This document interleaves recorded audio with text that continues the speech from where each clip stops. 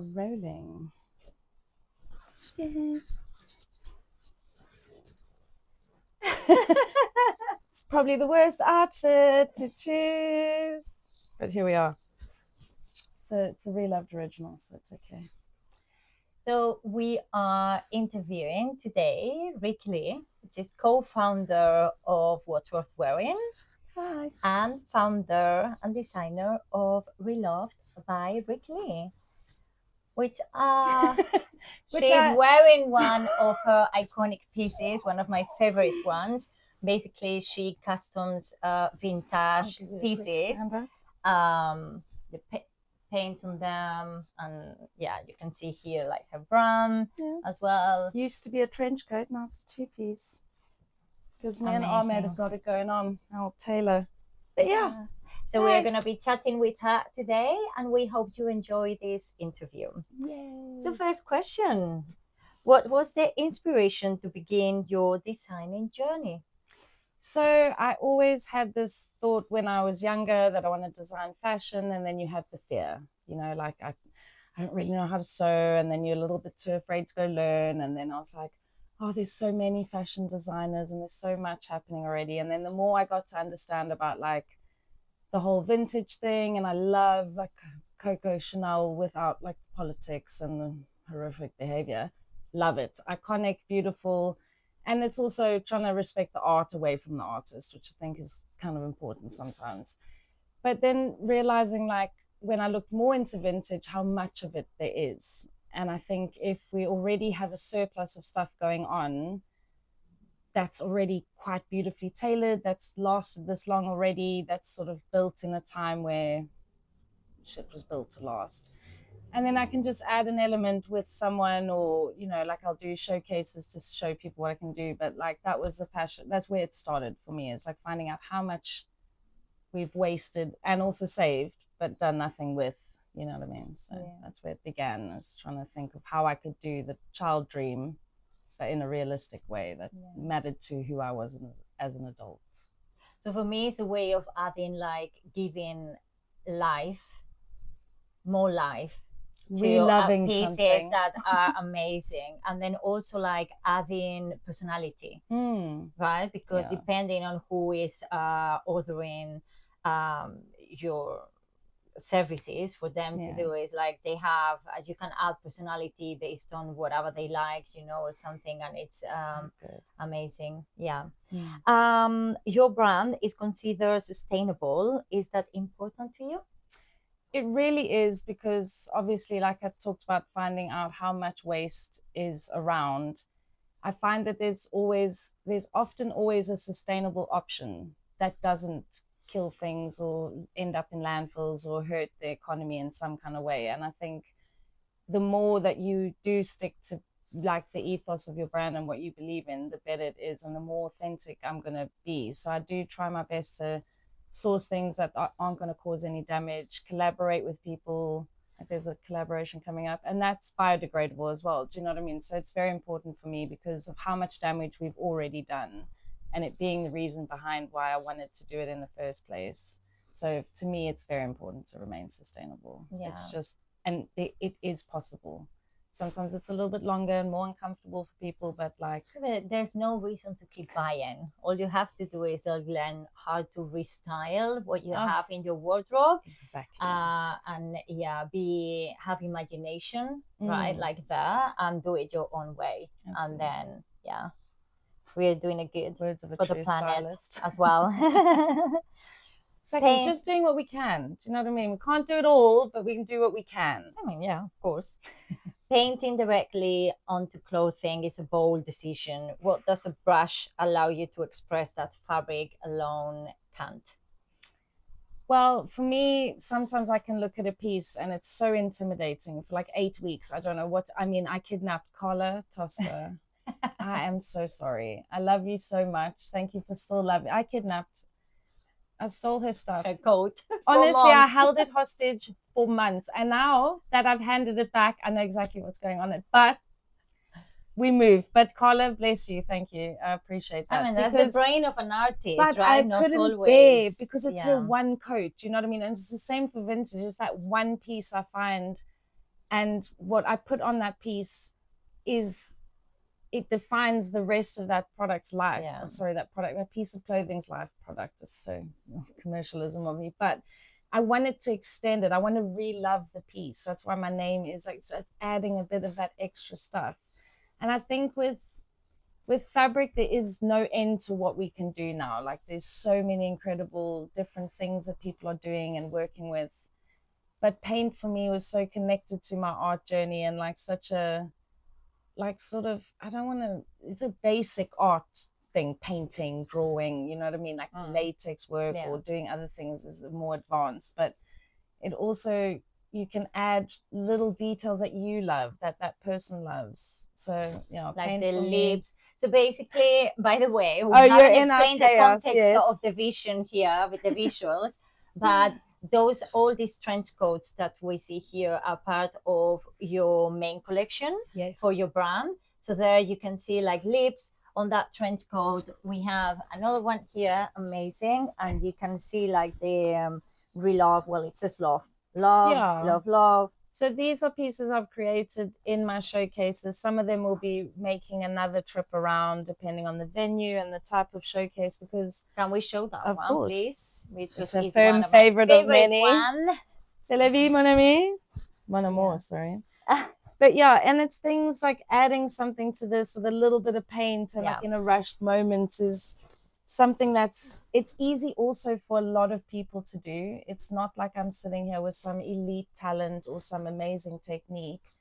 So you can do this yourselves, you know what I mean? You can really add a whole new life to something that, like, Shannon wouldn't look at. I mean, you can't, but you also need the vision, because I don't have, you know, I'm extraordinary at styling things, you know, and imagining how to put pieces together. That for all the people are like, does that go together? And I'm like, yeah. And then when they try and they look at themselves, they're like, oh wow, it does. I never thought about it. But ask me to do any of this and I'll be destroying the pieces. But I love the character that your brand adds, you know, like even having this on your trench coat, and just like it just adds like character to the piece. And I love that. And I think I'm gonna have it here. Oh, perfect. Thank you. But what I love about like making these pieces, I think, is more the journey that piece takes on. So adding the paint, for me, it's an immediate way for me to change a garment as well. I don't have to wait for printers. I don't have to wait for an embroider or any other skill to learn. Like, I can just do it. Yeah. Or I can kidnap a coat for 9 months and hand it back to you empty collar. That takes me to another question related to fashion and art. So your work sits somewhere between fashion and art. Do you see yourself as a designer, an artist, or something else entirely? I would say more an artist than a designer, because I'm taking other people's designs and, you know, altering it with things like tailoring and painting. So I see it, it's my appreciation, because it's already a gorgeous piece. It's already made and stuff. I think I've lost the end of your question there. I'm just like, oh, pretty. I need to focus. What have I missed? If you see yourself more as a designer, as an artist, or something completely like something else entirely. I think as an artist, because I borrow from a lot of things, as we all do, you know, inspiration is everywhere. So I'd say more an artist than a designer. There's levels of my design work that I'm getting prouder of, and there'll be a moment where I'll pick up the skills, because like my dream is to make a tailored man's suit. It's like my dream to one day I've just made one male suit, but like properly. So there is that in the background. And like, as you know from a previous interview we had with this fantastic lady Kath, like I want to keep curiosity going. I don't want to become like my age or act, do you know what I mean? So I want to think of things to not keep for later, but kind of also put off a bit, because I'm just not brave enough yet. But like, that's the end goal, is to like make my very own one piece, but it'll be out of vintage fabric, and we'll try and make it sustainable as possible. But I agree with the artist label for you as well, because actually we are in your studio today, and you can just like breathe that from everywhere. You know, every little corner has something that is like pure art. So Why did you enjoy customization? I enjoy it so much because I think you can really like define a piece. You can put it in a very specific genre. You can make it like even more like lean into something even more, like if it's a punk element or you wanted to. I did leopard print on someone's Burberry because they couldn't bear. She said there's just something about this coat that I never wear it, and it's Burberry, and like it's a beautiful cut. It fit her perfectly, but there was just, and I put like hot pink leopard print on it, and she was like, she loves it now. And because it doesn't have yeah, personality, exactly. and everybody adding has the same. We're in England, everybody has a a trench trench coat coat. in the wardrobe, so it's like, what does it make? Is it different mine or not? And then when you put it on, you're just looking like everybody else on the street. So yeah, exactly. And I think it's so iconic to me, and I think it was the thing that drew me to it, because like you say, we are in England. All I've watched for 20 years are awesome trench coats, really, really, really beautiful tailoring everywhere around me. So it definitely hits. And the male suit thing, so it's always tied very much to structural tailoring for me, more structured tailoring. What about your collaboration process with clients?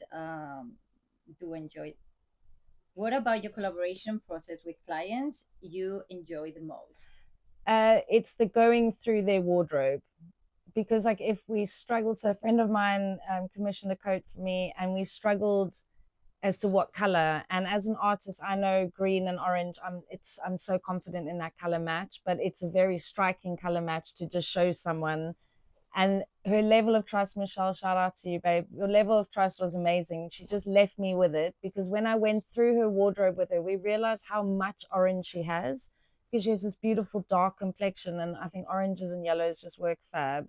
And she has this gorgeous relationship with orange. So we did this beautiful like rose thing up the back, but behind Michelle's back, I was like, okay, cute. So I added two like little rosebuds for her two boys, and then it had her and her husband in this like flower bush. And it's like really cute for me to be able to sneak in a little thing, because I get to know the client through like okay, I know Michelle because she's my friend, but during the wardrobe conversation and those types of elements, they have so many more ideas than they think, but they also trust me a lot. So it's a really nice, that's my favorite part, is learning the little bit extra I can add behind someone's back a little to make the coat even more special, or the piece even more special. So that's my favorite part. That's the amazing. And styling tip for all women, you all know exactly what are your colors. When you keep asking, all you have to do is like, subconsciously, we are always drawn to specific colors, because that means like it match us. So if you check your decoration, and even your wardrobe, and you pay a little bit of attention, you will realize that those colors are the ones that flatter you the most, and your skin tone and everything. Yeah, when someone hires me, it's just like, I think they need like their professional confirmation. The part where the old microphones give up, and you've just got to trust us that it was riveting. And I'm looking at the camera, Carolina. Look at me go. Anyway, back to the interview. As you can tell, repeatedly, and I keep up.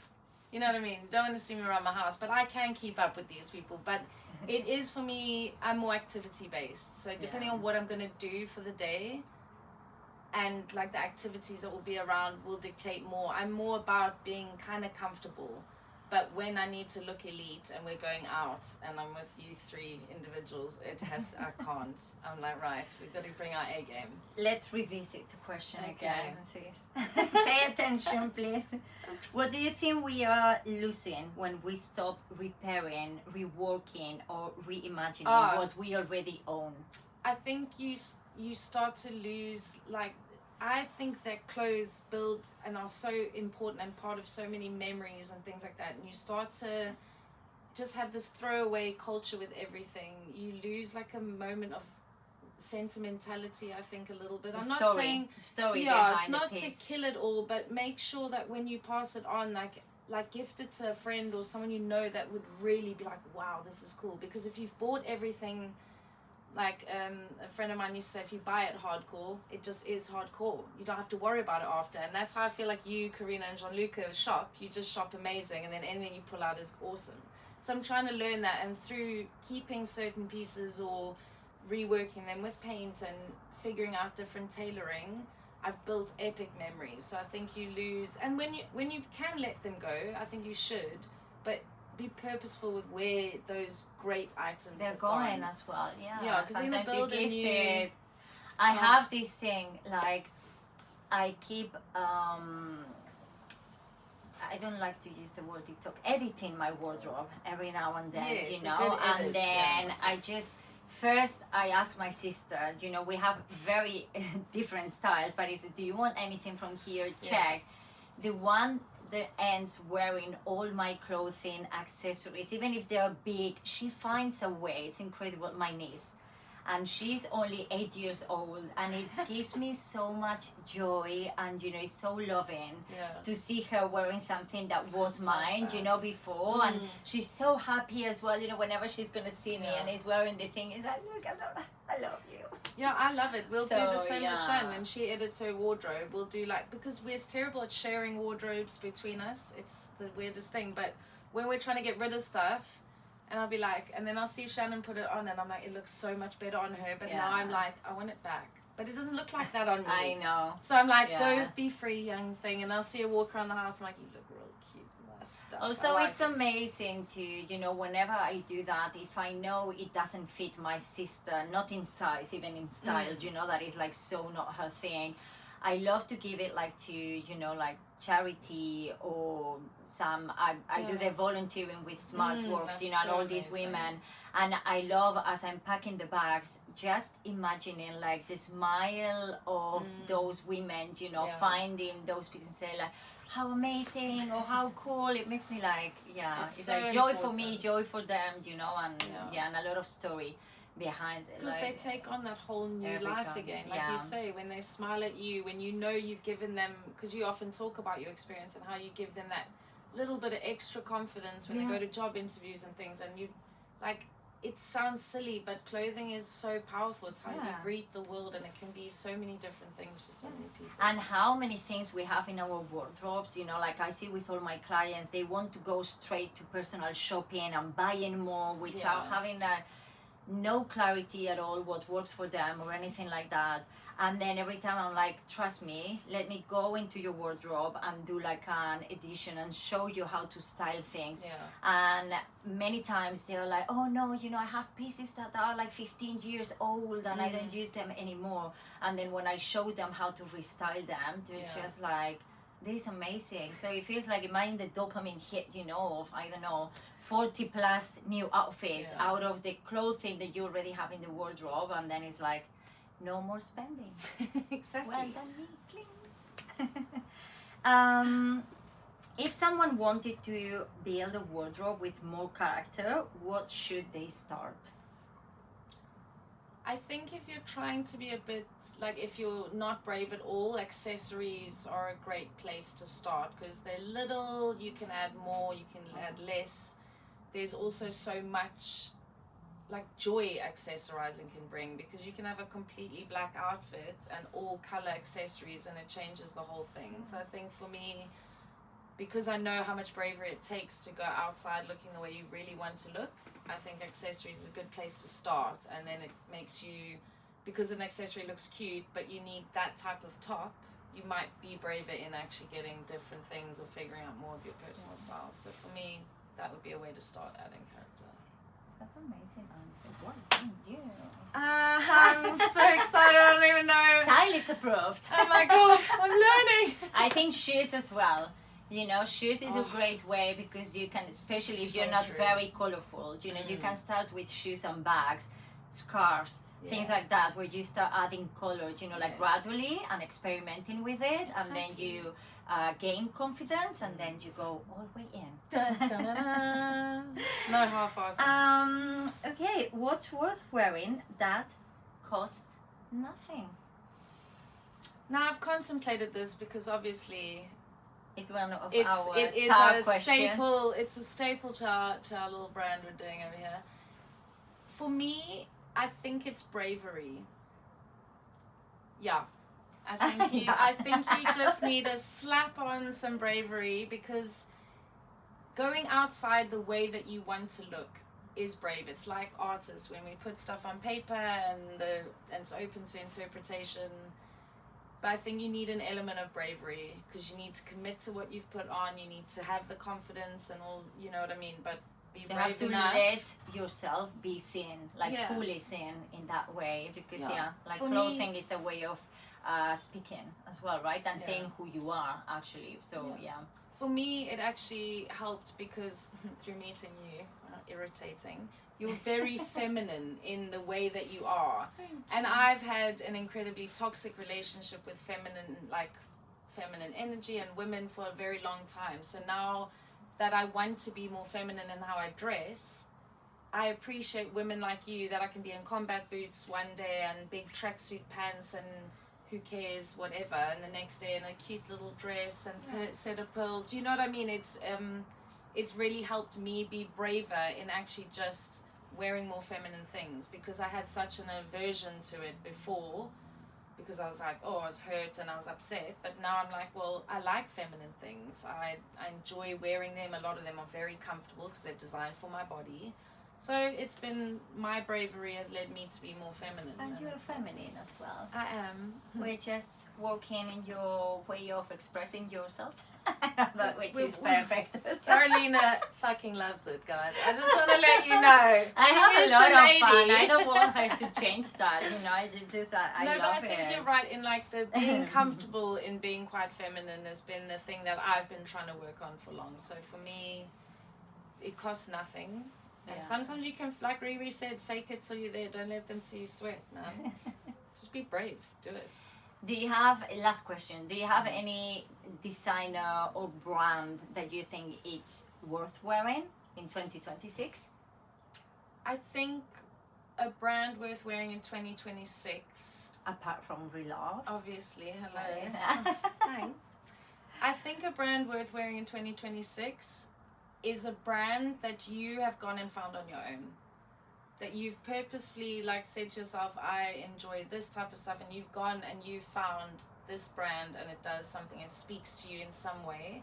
I think that's the brand to watch out for, because it's for you, it's individual. If you like this type of thing, go and look at a brand, go and find a designer. If you even see something you like in the fast fashion shops, there are lots of designers they've stolen those looks from. Yeah. There are so many people who can't afford to go up against a conglomerate for their own design. So go and find these people. And that's the brand worth watching.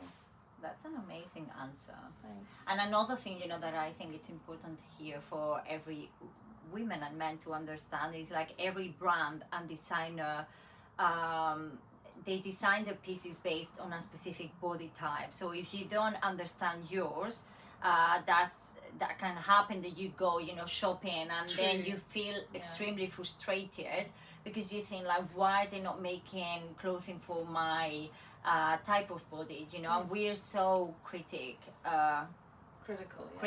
thank you, with ourselves, that is good to know that, you know, that you have to, once you find your brand, is your brand for a reason. They're designing clothing that are perfect for you, and then that resonates with you. And that's what I mean, like, go find it, because because the sizing, you know, sometimes there's a lot of women like doing an amazing job, or they're losing weight or something like that, and they're like, oh, but I'm a 12 here, but why there I can fit in a 12, and so Thanks so much. Thank you. Hold on. Hope you enjoyed it. I had a blast. Go do all that cool stuff. You know the drill. Anyway, ciao.